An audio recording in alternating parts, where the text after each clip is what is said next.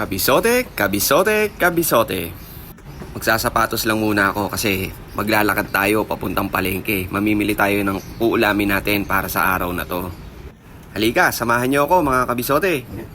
So, eto yung the usual na ruta natin kapag naglalakad tayo papuntang palengke.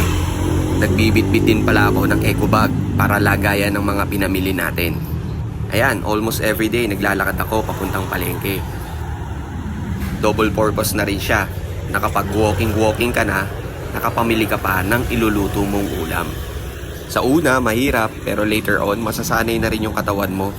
At ang nakakatawa, hahanap-hanapin mo na yung paglalakad. Mga nasa 3 kilometers din yung nilalakad ko papuntang palengke, mga kabisote. O, eto nga pala yung isa sa mga pinakamatandang bakery dito sa Pasig. Dimas Alang. Ayan o, 1919 pa siya. Diba?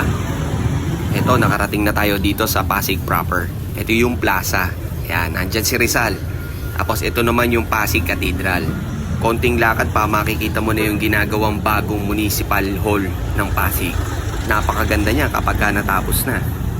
O ayan, nakarating na tayo dito sa Pasig Mega Market. Dahil Sunday ngayon, sobrang dami ng tao ngayon dito sa palengke. Hanap-hanap muna tayo ng magandang klaseng pata. Wine po ba? Oo. Ang nilaga. After natin makabili ng pata, saging naman.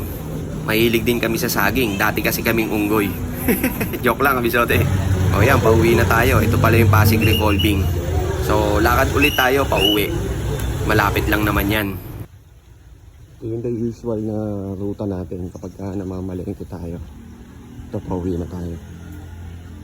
Sa mga matandang bahay dito sa Pasig. Ito yung tinatawag nila na bahay pisa.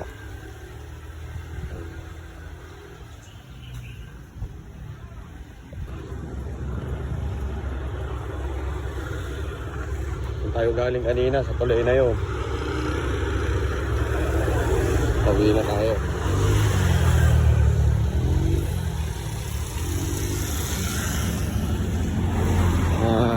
3 kilometers din yung papunta ng palengke simula sa bahay.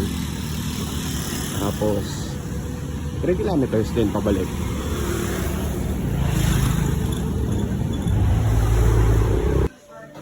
And the usual, si Mrs. naman naglilinis ngayon.